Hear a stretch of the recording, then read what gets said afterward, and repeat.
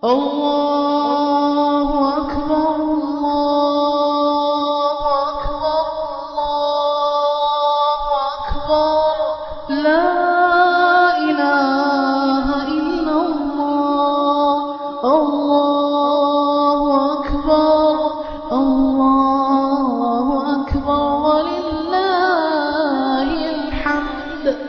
السلام عليكم ورحمة الله وبركاته.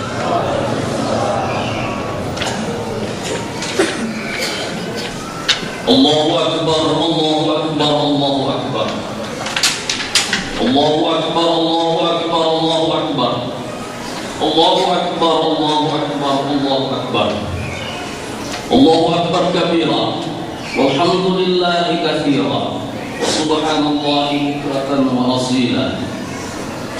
إن الحمد لله نحمده ونستعينه ونستغفره ونستهديه ونعوذ بالله من شرور أنفسنا ومن سيئات أعمالنا. من يهده الله فلا مضل له ومن يضلل فلا هادي له. أشهد أن لا إله إلا الله وحده لا شريك له وأشهد أن سيدنا محمدا عبده ورسوله ونبيه وصفيه وحبيبه. بلغ الرسالة وأدى الأمانة ونصح للأمة وجاهد في سبيل الله حتى أتاه اليقين. اللهم صل وسلم على سيدنا محمد في الأولين وصل وسلم على سيدنا محمد في الآخرين وصل وسلم على سيدنا محمد في العالمين وصل وسلم على سيدنا محمد في كل وقت وحين. يا أيها الذين آمنوا اتقوا الله حق تقاته ولا تموتن إلا وأنتم مسلمون. يا أيها الناس اتقوا ربكم الذي خلقكم من نفس واحدة وخلق منها زوجها وبث منهما رجالا كثيرا ونساء واتقوا الله الذي تساءلون به والأرحام إن الله كان عليكم رقيبا. أما بعد. Hadirin jamaah yang saya muliakan, hari raya dilaksanakan untuk mengiringi dan mengantar kepergian satu ibadah suci. Hari raya Idul Fitri untuk mengantar kepergian ibadah puasa. Hari raya haji untuk mengantar kepergian ibadah haji. Ibadah itu harus diantar karena ibadah adalah tamu yang sangat terhormat.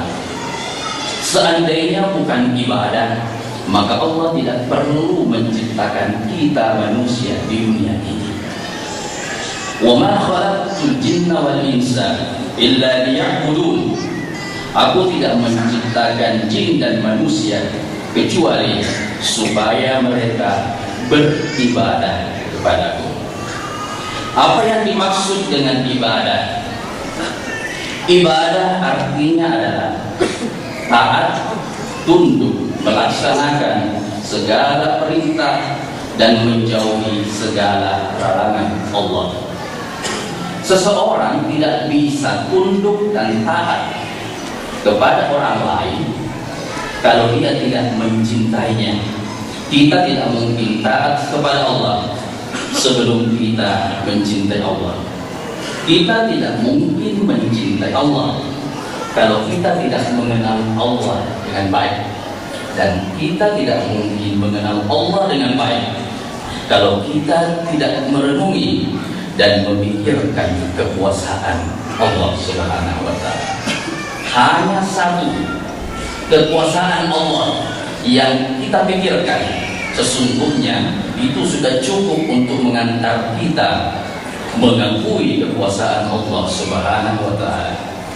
Dulu di Mesir ada orang yang terkena penyakit, tidak bisa tidur sampai 1 bulan.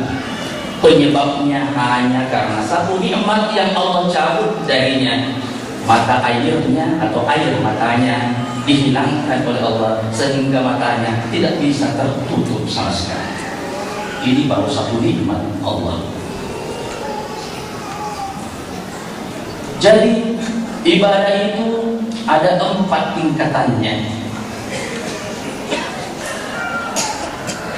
Tingkatan yang pertama adalah berpikir dan merenungkan kekuasaan Allah. Biasa disebut dengan ulama kita dengan tafakkur. Tingkatan selanjutnya adalah mengenal Allah, biasa disebut dengan ma'rifatullah. Tingkatan yang ketiga adalah mencintai Allah, yang biasa disebut dengan mahabbah. Dan tingkatan terakhir adalah taat dan tunduk kepada Allah Subhanahu wa ta'ala. Jika diibaratkan dengan sebuah pohon, maka tafakkur dan merenung itu sesungguhnya adalah akarnya. Mengenal Allah adalah batangnya. Mencintai Allah adalah dahan dan rantingnya. Dan taat kepada Allah itu adalah buahnya. Hadirin yang saya muliakan, ibadah di dalam Islam ada 2. Ada ibadah sya'airiyah seperti sholat, zakat, dan haji. Ibadah yang kedua ada yang disebut dengan ibadah ta'amuliyah seperti berkata jujur, rendah hati, dan berbuat baik kepada sesama manusia. Ibadah sya'airiyah dan ibadah ta'amuliyah memiliki perbedaan juga memiliki persamaan. Perbedaannya adalah yang pertama, ibadah sya'airiyah hanya bisa kita gunakan antara kita dengan Allah, tidak boleh kita gunakan sama sekali untuk makhluk.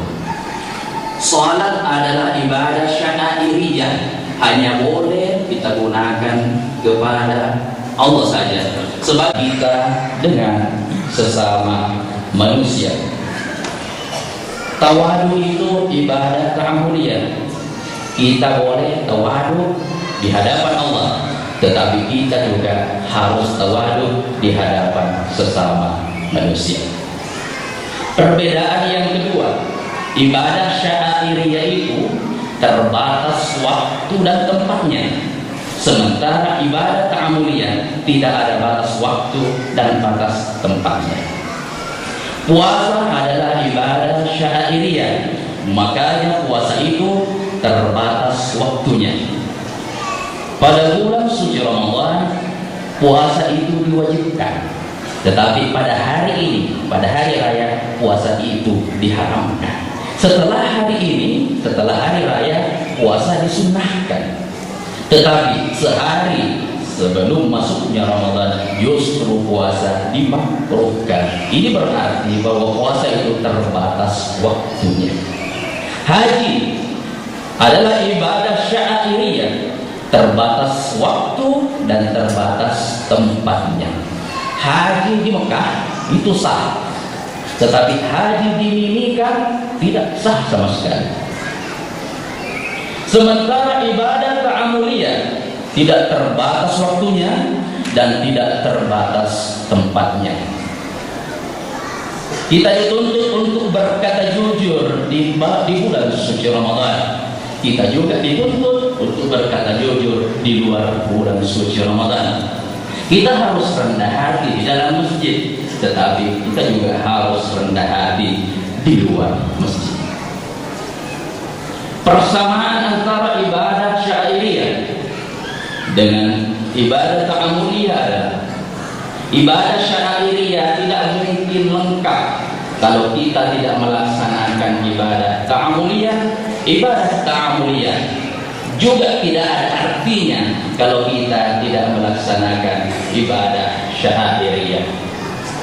Nilainya di sisi Allah Subhanahu wa ta'ala jika dia masih suka menyakiti sesamanya manusia. Rasulullah sallallahu alaihi wasallam pernah bertanya kepada sahabatnya, "Atadruna man muflis?" Tahukah kalian siapa orang yang bangkrut itu? Qalu al-muflisu fina man laisa lahu dirham wala mata'. Kata sahabat, orang yang bangkrut itu ya Rasulullah adalah orang yang tidak punya uang dan tidak punya barang sama sekali. Rasulullah menjawab, qala innal muflisa may ya'ti yaumal qiyamah bi shalatin wa zakatin wa shiyam. Orang yang bangkrut itu adalah orang yang nanti pada hari kiamat datang ke hadapan Tuhan membawa amalannya, amalan sholatnya, amalan puasanya, amalan zakatnya. Tetapi di samping itu dia membawa juga amalannya pernah mencela tetangganya, pernah memukul tetangganya, pernah menyakiti tetangganya. Maka seluruh kebaikannya tadi diambil untuk dibagi-bagikan kepada orang yang pernah dipukulnya, kepada orang yang pernah disakitinya. Setelah kemudian kebaikannya itu habis dan belum dibayar semua utangnya kepada sesamanya manusia yang pernah disakitinya, maka keburukan orang itu diambil lalu dipindahkan kepada dirinya. Yang sukarela ataupun terpaksa tidak akan pernah diterima oleh Allah Subhanahu wa taala karena kalian orang-orang yang selalu melakukan kejahatan.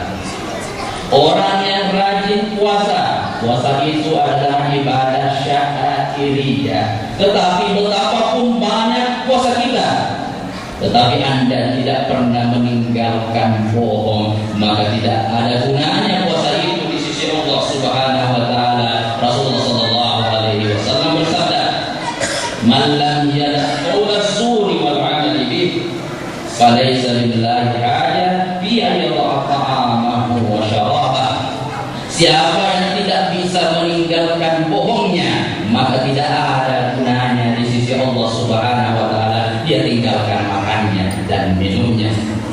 Haji itu adalah ibadah syariah dan sangat penting. Tetapi betapa sering pun kita haji, tidak ada gunanya di sisi Allah Subhanahu wa taala jika uang yang kita gunakan itu adalah uang dari hasil hasil dari menyakiti orang lain. Harus Rasulullah sallallahu alaihi wasallam bersabda, "Wa idza kharaja bin nafaqatil khabithati wa wa'ada rijlahu fil gharas fa yunadi labbaika nadahu munadi minas sama la labbaika wa la sa'daik zaduka haramun wa nafaqatuka haramun wa hajjuka ghairu mabrur."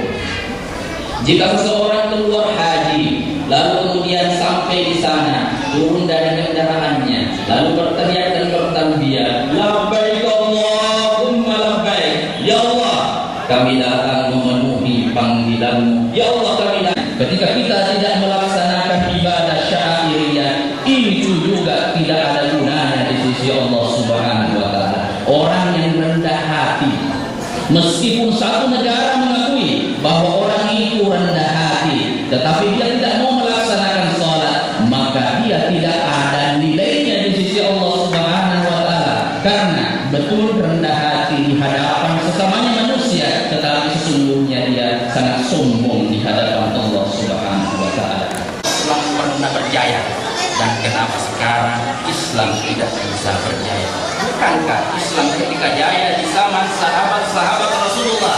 Bukankah kalau kita melihat Rasulullah itu pendidikan ada yang tinggi, bahkan sebagian besar dari sahabat Rasulullah itu salah satu yang antaranya adalah karena dulu sahabat-sahabat Rasulullah sallallahu alaihi wasallam mampu mempraktikkan Islam dengan menyeimbangkan antara ibadah syairiyahnya dengan ibadah sahabiyah. Abu Bakar radhiyallahu anhu seorang sahabat Rasulullah sallallahu alaihi wasallam. Tidak ada orang yang meragukan kualitas salatnya, puasanya dan hajinya. Lalu bagaimana kualitas pergaulannya antara sesama manusia? Ternyata juga tidak bisa kita ragukan bagusnya. Seorang nenek yang meninggal keluarganya dan tinggal sendiri di rumahnya. Abu Bakar setiap selesai sholat subuh yang dia kerjakan adalah dan mengantarkan sang nenek di hadapan pintunya, dia simpan susu. Setiap hari itu yang dilakukan oleh Abu Bakar radhiyallahu anhu. Suatu waktu Abu Bakar terpilih menjadi presiden atau khalifah.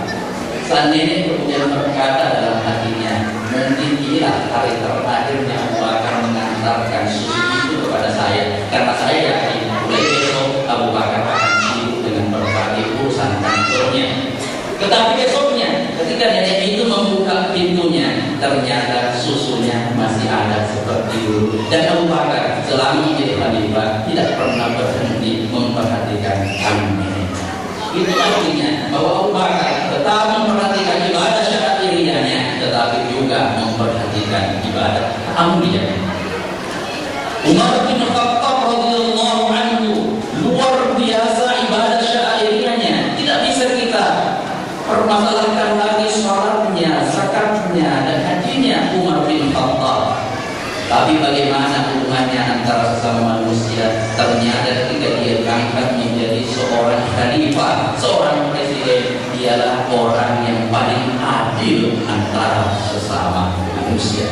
Saat diangkat menjadi khalifah, Umar mengumpulkan keluarga-keluarga dekatnya, lalu dia berceramah, wahai keluarga dekatku, hari ini saya diangkat menjadi presiden. Yang ingin saya sampaikan kepada kalian adalah, kalau ada kebijakan, peraturan yang saya buat, yang pertama harus melaksanakannya adalah kalian keluarga. Kalau ada yang melanggarnya dari keluarga, maka hukumannya tidak sama dengan hukuman orang yang bukan keluarga. Hukumannya akan mendapatkan 2 kali lipat hukuman. Yang terbang bergerombolan di atas, jika satu burung itu turun hingga di satu dahan, maka tidak lama kemudian otomatis burung-burung yang lain juga akan turun hingga di dahan yang sama. Itu artinya apa? Bahwa jika Anda seorang pemimpin dan yang melanggar adalah keluarga Anda, maka jangan heran kalau masyarakat turut melakukan pelanggaran karena mereka melihat keluarganya saja bapak melanggar, apalagi Ibnu Abbas radhiyallahu anhu luar biasa ibadah syairiyahnya. Hampir setiap hari dia berada di masjid melaksanakan i'tikaf. Suatu hari saat dia beriktikaf di masjid, datanglah seorang laki-laki, sambil masuk masjid dia menangis.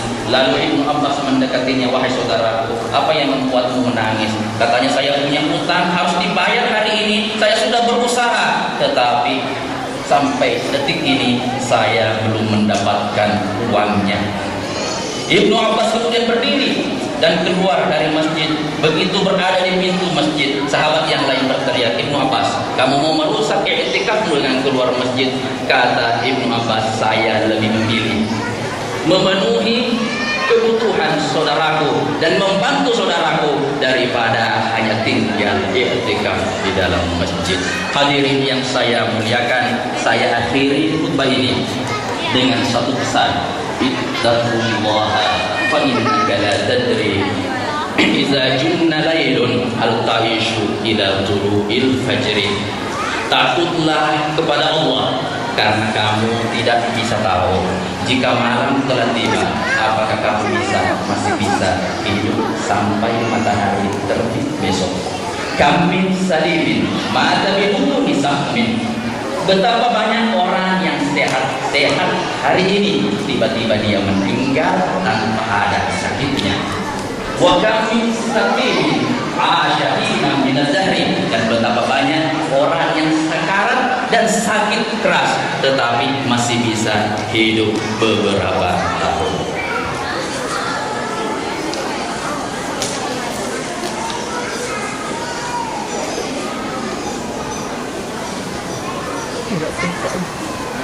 Enggak sempat bentuk sekali Ahmaduka ya man hamida nafsahu qabla an yahmidahu hamidun, wa as'aluka ya man yarju ilayhi khaifun, wa a'udzu bika ya man yarju ilayhi muslimun.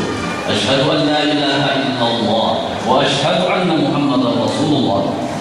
Allahumma salli wa sallim ala sayyidina Muhammad wa alihi wa sahbihi وصحبه وسلم. أيها الحاضرون اتقوا الله حق تقاته ولا تموتن إلا وأنتم مسلمون. Mari kita berdoa.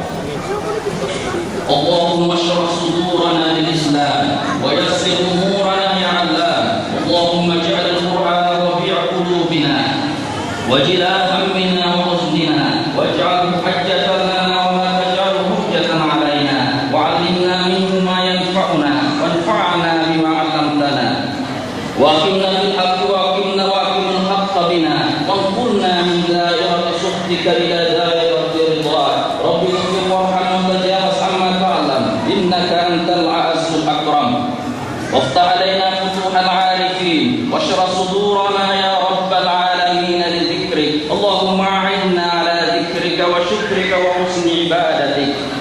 اللهم انصر المجاهدين المسلمين في كافة أركان الأرض على المعتدين يا رب العالمين. اللهم اهدنا واهد بنا.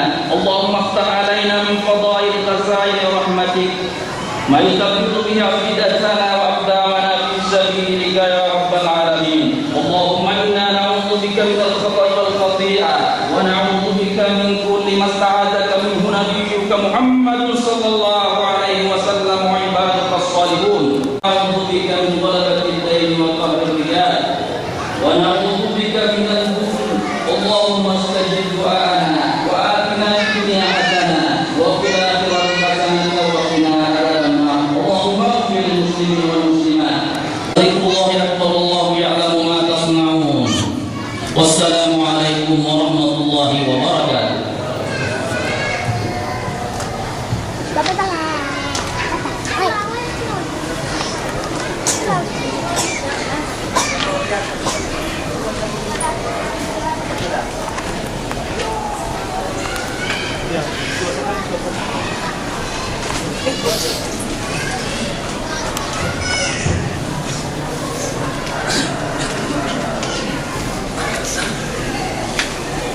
اللهم صل على محمد يا رب صل عليه وسلم.